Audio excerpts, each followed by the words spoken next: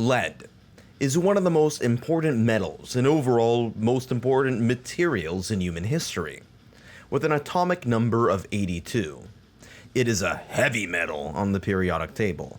Now, to be clear, the category of heavy metal does not refer to the bands Pantera or Slayer, nor is it an official scientific category, but rather a sort of catch-all term for any metal with a particularly high density and weight. This is in sharp contrast to, say, aluminum or aluminium, which is obviously light.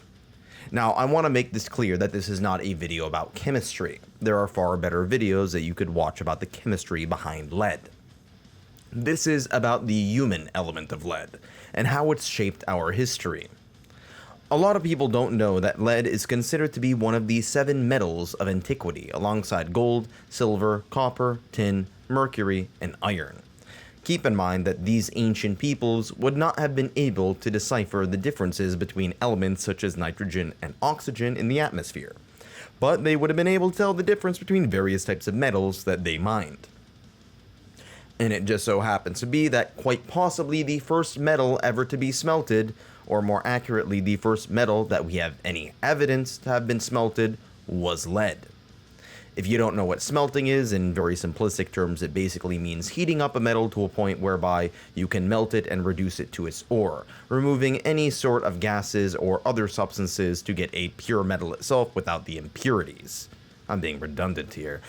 Now, it is a little bit unusual that lead would have been chosen, because lead, by and large, is considered a soft metal, which means that it can't be used for weapons the same way iron can.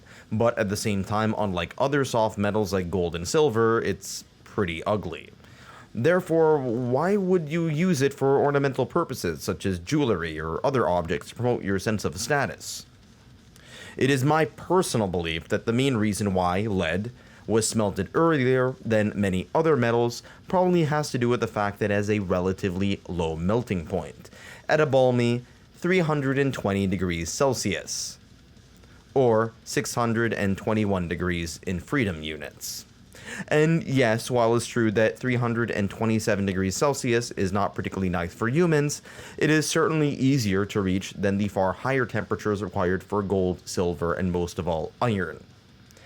As a result of this, archaeologists have found numerous artifacts from ancient Egypt, Mesopotamia, the Indian subcontinent, China, and even Mesoamerica containing a variety of products made from lead, from everything from coins to utensils. At the time, people probably had no idea how harmful lead was. Otherwise, they would probably think twice about eating food with utensils made from it. However, they did have some knowledge of how dangerous this element was, given the fact that in ancient China, they would sometimes use it as a contraceptive. In certain circumstances, women would drink some degree of lead and mercury. I personally would not recommend consuming lead or mercury as a contraceptive, even though I'm not a doctor. Condoms tend to work very well as a contraceptive, and they also tend not to kill you, in sharp contrast to using lead.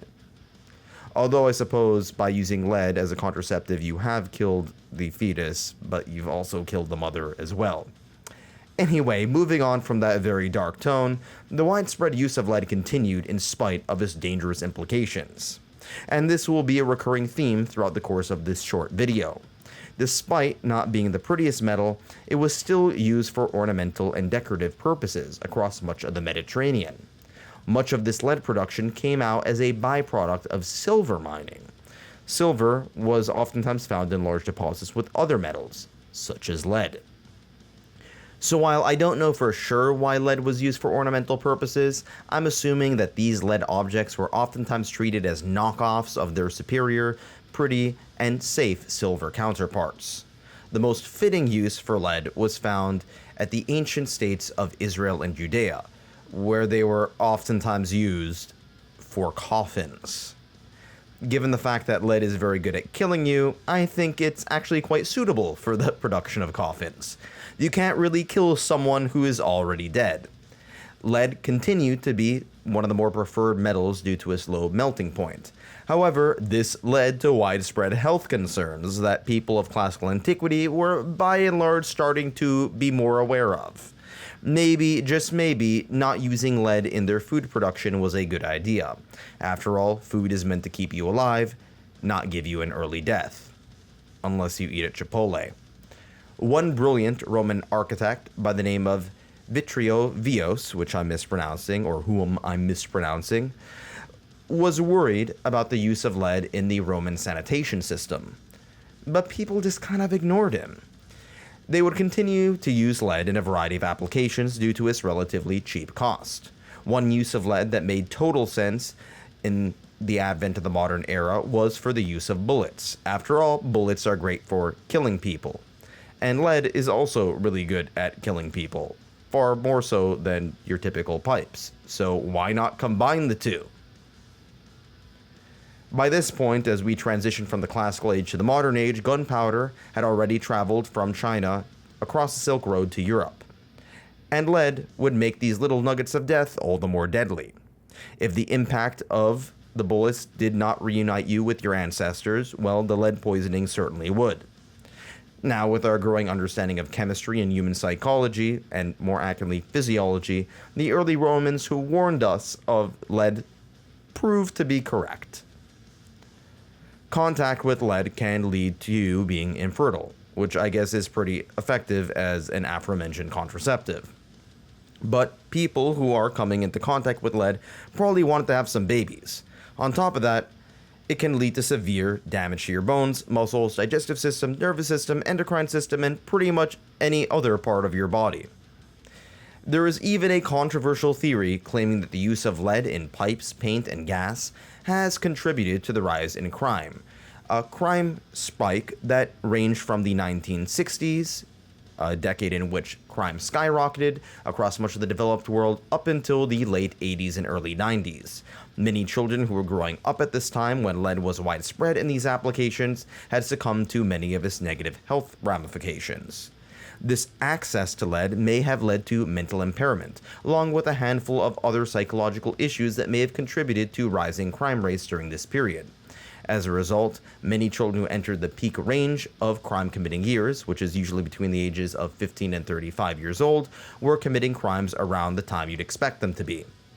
To be clear, this theory is not set in stone, but it's an interesting and powerful one nonetheless. Thankfully, much of the lead use to this day in day-to-day applications was phased out in the developed world. However, if you reside in a house that was built during the 1970s, make sure to check that your paint is not killing you. For the most part, many applications of lead that have been phased out in the developed world still exist in some parts of the developing world.